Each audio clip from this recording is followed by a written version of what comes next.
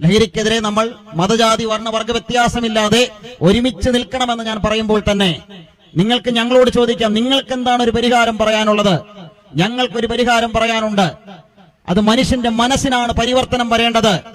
മനുഷ്യന്റെ മനസ്സിന് പരിവർത്തനം വരുമ്പോഴാണ് ലഹരിയോട് നോ പറയുവാൻ ഇന്നത്തെ സമൂഹത്തിന് പറ്റുകയുള്ളൂ എന്നുള്ളതാണ് ഞങ്ങൾ പറയുന്ന ആപ്തവാക്യം. ശരി, അങ്ങനെ പരിവർത്തനം വരുത്തുവാൻ നിങ്ങളുടെ കയ്യിൽ ആരുണ്ട്, അല്ലെങ്കിൽ എന്തുണ്ട് എന്ന് നിങ്ങൾക്ക് വേണമെങ്കിൽ ഞങ്ങളോട് ചോദിക്കാം. അതിൽ ഞങ്ങൾക്ക് ഒരു ഉത്തരമുണ്ട്.